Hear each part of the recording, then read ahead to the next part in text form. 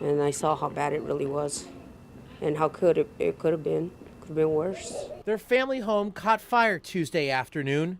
The fire damage is contained to the kitchen area, but there's smoke and water damage throughout their Muskogee home. So far, we're staying here because I don't have any family or anything, and so I'm grateful for that. I'm glad that they're helping. If not, I wouldn't know what to do. The Red Cross stepped in and is helping the family of 6 stay in a local hotel. We're alive. We're okay, and I'm just want to go home. The Tafoyas don't know where they'll spend Christmas just yet. They're hoping they can stay at the hotel as long as they can. You saved your mama. Oh, God, Mom. Oh. I love you. In Muskogee, Tony Russell, 2 Works for You.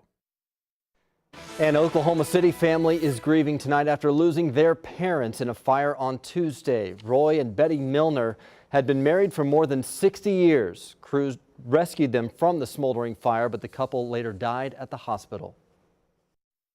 I'm just kind of numb. I mean, I never expected to call that my parents have been killed in a house fire.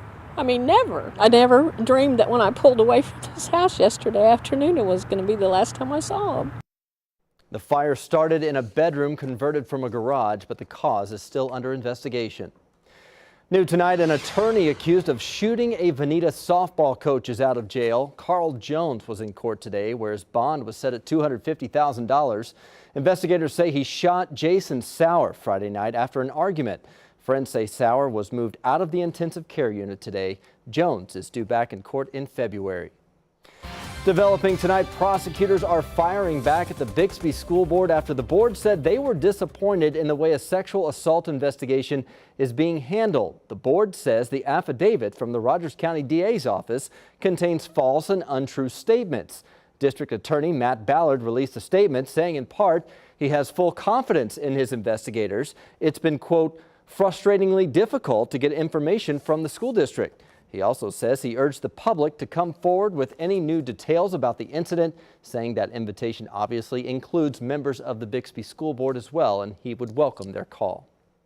Also in Chickasha, people are fired up after 5 school employees were suspended from the district. None of the 5 are teachers, but a letter from the school board says the allegations being investigated could be considered criminal. We're dealing with people who feel like they're entitled to use the school as their personal property. It is incredibly dysfunctional, and it's been going on for not years, but decades. The lawyers for the 5 employees say in part the district's public statements are another example of retaliation. Developing tonight, one budget not yet resolved and another crisis on the horizon. Economic forecasters say Oklahoma could face another shortfall in 2019 as lawmakers try to fill this year's gap. But because we don't have a budget yet for this year, it makes it difficult to plan for the following year. However, this schedule does not give us that information this year. This is a very complicated, unusual experience.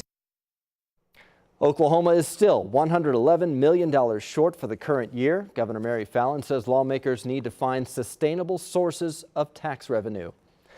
In Washington, it took a revote today, but Congress did pass the final tax reform bill. President Donald Trump and congressional Republicans gathered at the White House this afternoon to celebrate their long-awaited legislative win. Paul, Ryan, and Mitch, it was a little team. We just got together and we would work very hard, didn't we? Huh? It seems like it was a lot of fun. It's always a lot of fun when you win. The tax code overhaul slashes corporate tax rates from 35% down to 21%. It also lowers individual rates, doubles the standard deduction and child tax credit, and eliminates Obamacare's tax on people who don't buy health insurance. The bill has no support from Democrats, though, who say it benefits the rich, including the president, and they hope its unpopularity will help them in 2018's midterm elections. Today, Tulsa police officers went door to door spreading good cheer. They handed out turkeys and toys to members of a South Tulsa neighborhood. Officers even had a little fun with it, too, pretending to pull some people over and then hit them with the big surprise. One officer says giving back is his favorite part of the job. That's what law enforcement was designed to do, to give back to the community, to help build better communities. And this is just one of the ways that we can do that. And TPD hopes to do more activities like this in the future. New at 10, a law cracking down on drunk drivers thrown out by the state Supreme Court. What that means for your rights and your safety. I'm Brian Sanders. You're watching 2 Works for You at 10. Welcome back. I want to take you to some breaking news out of South Tulsa right now. Police investigating a stabbing tonight after a man walked into a convenience store with his injuries. Our Tony Russell live near 61st and Peoria with what we know right now. Tony.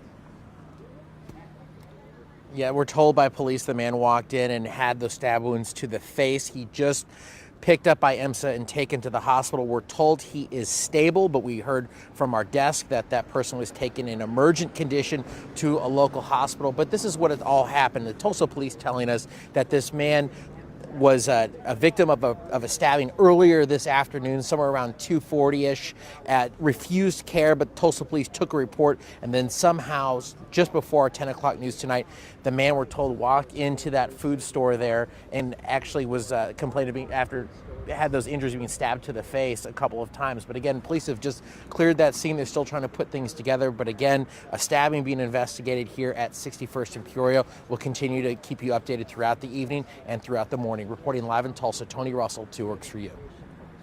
All right, thank you, Tony. New tonight, the state Supreme Court says a bill meant to keep drunk drivers off the road is unconstitutional. DUI attorneys challenged the law after it passed back in May. They called it the Impaired Driving Elimination Act 2. It would have created new policies for those accused of drunk driving. It would have allowed authorities to destroy a driver's license once a person was arrested for DUI. And it would also have made it illegal for a driver to refuse a breath test. The court found it unconstitutional for 2 reasons. First, it didn't stick to one thing. It violated the single subject rule. The Oklahoma Constitution provides that the legislature can't pass laws that deal with more than one subject. The court also found that the law violated drivers' due process rights. Well, the new law required the officer to seize your driver's license, and the court said there's no reason for that. John Hunsaker is one of 4 attorneys behind the lawsuit. He says if another bill comes up like this that challenges the rights of citizens, they will file suit again. No one feels that drinking and driving should be condoned. But like anything else, we have rights in our community and rights as citizens. The Department of Public Safety was behind the law, says it has not decided if it will pursue another bill like this in the future. Right now we have some slick roads out there. It was nice to see the rain, yes, but now it's kind of a day-by-day situation. Really is. I'm going to put myself in a personal note here. I'm ready for some sunshine. I don't know about you. Oh, for sure. Yeah, it's been a while. A little gloomy. I think we all need a few rays of sunshine. And this time of year, it's really difficult. Once you get clouds and low-level moisture socked in, it's tough to get rid of it. And we're going to try our best. I mean, the clouds are eroding out to the west of us, but still a lot of low-level moisture trapped here at the surface. Low sun angle not helping burn those clouds and the fog away from the area, but it will begin to change some tomorrow, and I'm hopeful that we will see a few rays of sunshine for our Thursday. Temperatures will be warmer as south winds pick up. Now let's go to Friday, because Friday looks really interesting because we're going to have rain develop during the day on Friday, especially southeast of Tulsa. That's going to be a steady to moderate rainfall in southeastern Oklahoma. You see this is 6 o'clock on your Friday evening. By Friday night, look at this. This computer model is consistently on the mark with a chance for some snow. Now, I don't want to say it's completely on the mark as far as predicting it accurately. However, it's showing signs that we could see some snow Friday night and a Saturday morning, a little pocket on the western fringe of this. Now, how widespread or actually how narrow this little swath of snow is still yet to be determined, and we're going to have to fine-tune that as we get closer because we're just dealing with a lot of variables associated with this, and a little degree or two change could just completely change this forecast. So right now, here's how I feel what's going to happen is we're going to see the rain move in on Friday, and it could change over to some wet snow late Friday night, Saturday morning. And if you got underneath one of those bands of heavy wet snow, you might see some light accumulations develop here in northeast Oklahoma. And by Saturday morning, that slowly begins to exit. Now, if this came to fruition, that could be the worst case scenario for us as we would see potentially some significant accumulations, but I don't expect that to happen right now. but it bears watching. A little disturbance comes through again on Sunday. Could bring a little light snowflakes far northeast Oklahoma, southwest Missouri, though. Here in northeast Oklahoma, though, a flurry or two are not out of the question, but that's about it. So 55 right now in Tulsa, south winds sustained at 10 miles per hour.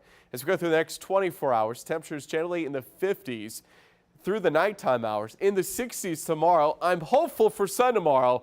Being very optimistic on the sun for our Thursday. Maybe I'm a little biased, but I want to see the sun. I'm going with it. Temperatures in the 60s. So clouds begin to erode tonight. 40s and 50s for morning lows. By afternoon, we'll see partly cloudy skies, highs in the mid to upper 60s across the area. Colder air to the northwest comes in tomorrow night. Now, Friday night into Saturday morning, that's when we had the chance for a few wet snowflakes. I'm actually off the next couple of days, but I will be in Saturday morning if travel becomes hazardous, along with meteorologist John Haverfield. 30s for Saturday, a few snow flurries possible Sunday, Christmas Day, chilly, 20s and 40s.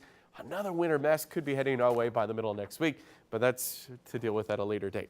Don't forget about our drive to keep Green Country warm. To help, you can donate blankets and new gloves or mittens through January 31st. You can drop off items at any Jen Scripps Pharmacy, Mattress Firm, UniFirst and Broken Arrow, or Route CC6 Chevrolet. We have a lot more details online at kjrh.com. Can I at least get the camera ready for Saturday morning? Yeah, I would. Okay. Maybe, you know what, if you're on that route, just get the sled ready too. Really? Okay. Yeah, Oh, might they as go well that get it all far. out there. All right. I like it. Thanks, Mike. It is Wednesday, which means it's time for Bill Knight Ford bragging rights. Janet from Inola sent us a picture of her and her daughter. They ran their first 5K during Broken Arrow's Rudolph run last Saturday. Congratulations, ladies. If you would like to brag about someone or something, send us an email at news@kjrh.com. An Oklahoma family jolted from their sleep when a car smashes into their home. The bizarre scene that unfolded next.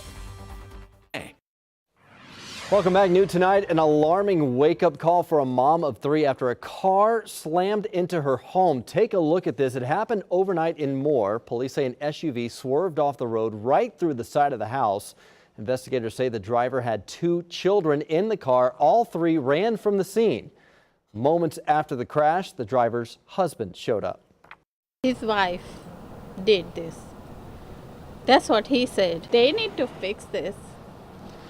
I mean, I don't have time and money, both. I have 3 kids to raise. She's able to smile about it at least. The driver was issued a ticket for leaving the scene. Fortunately, everyone is okay. Could have been much worse. Caden McFarland here now. Has it been a long day for you? It's been a long day. It's been a good day, though. Signing day, yes, always. Love seeing the smiles on the kids' faces. That's what we had usually in February. For the first time, the early signing day, we had it today in December. Christmas present for OU, OSU, TU. We'll be talking about it from Norman to Stillwater to right here at 11th and Harvard. Sports is next. 2 Works for You Sports, sponsored by your Oklahoma For the Ford first dealers. time since Halloween, your Oklahoma City Thunder has a winning record. They dominate a shorthanded Utah team tonight, 107-79. Look at Russell Westbrook. 24 points. OKC ran out to a 17-2 lead and never looked back. Paul George with 18, including that throwdown on Derek Favors. Thunder improves to 16-15. It's been a long time coming. And welcome into sports, everybody. For the first time since being accused of rape, OU running back Rodney Anderson meeting with the media tonight. Of course, the DA will not press charges. Anderson says family and teammates helped him through a difficult time. It's been a crazy month, but, you know, God's got me through it all, and, you know, to help my family, my hometown's been great. So, you know, it just feels amazing to be back out here with my team, you know, getting started with things, and I'm just very, very blessed to be where I'm at. The first ever early signing period today. 3 Tulsa area kids signing with OU or OSU, and all of them Union Redskins. Wide receiver C.J. Moore signs with OSU. His mother, who passed away only 14 days after he was born, on his mind today. She's a spiritual leader in my heart. I wear her ring around my neck all the time. You're always gonna have that. You're always gonna have that connection with your mother, even though she wasn't there. I spiritually felt her. She wasn't physically there, but I spiritually felt her. Everybody asks, "What's your why?" And my mother's my why. Congrats to CJ. Meanwhile, Redskins safety Patrick Fields carries a GPA of 4.55. Didn't even know that was possible. And big defensive tackle Patrick Kelley, who was unblockable for Union this year, both signing with the Sooners today. Around these parts, that is always a popular decision. I remember going around the school actually yesterday. A security guard came by me. It was like Boomer. I was like Sooner. You know, it's just fun having everybody behind me, being glad where I'm going. I'm a lot more proud of you know, just the academics, because you know, athletes are usually stereotyped to be lazy in the classrooms, and then so I mean I think that just breaks that stereotype and contradicts it, and really, you know, it sets a higher level of expectation for guys coming underneath me, which is the biggest thing. The Sooners signed 17 today. It's a top 10 class so far, according to Rivals.com. 12 four-star players, 3 of the top 4 offensive linemen. The other top recruit, running back T.J. Pledger out of Florida, 5'9", 175 pounds. He's the nation's 5th best running back, according to Rivals. OSU signing 22 players today. That's the whole class so far. It's one of the best of the Gundy era, ranked number 25 in the country right now. Quarterback Spencer Sanders, your standout, counted for 70 touchdowns as a senior in Denton, Texas this year. OSU also loads up on defensive backs, signing 7 today. Mike Gundy, a big fan of the early signing period. We don't have to continue to pull along young men that have been recruited to our program for months and months and months. Let's get them signed up. Let's move on down the road and get rid of all the stuff that goes on behind the scenes. It's going to help clean this game up, in my opinion. And TU signing 16 players today, 4 Oklahoma natives, including SkyTook's T.K. Wilkerson. 5 junior college players signed as they look for immediate help on defense. Quarterback Davis Brin of Boerne, Texas. Coach Montgomery happy with his class as signing day, always one of a kind. Exciting day, a lot of emotion involved in it. You know, mama's crying on the phone, us crying in the room saying, hey, this is a great day. And so those are things that you love to experience, but I'm going to be real honest, I'm ready for a nap. I need a little sleep.